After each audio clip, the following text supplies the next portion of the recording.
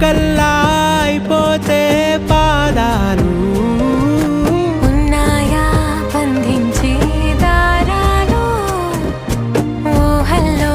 ఉంటుంటే ప్రాణాలు అరే నింగిలోని చుక్కలే కిందకొచ్చి చేరితే అవి నీకు ఎదురు నిలిపితే ఉండిపోవ ఇక్కడే జాబిలీటు చేరెను పొరపాటుననియో అంతే కథలెన్నో చెప్పారు కవితలు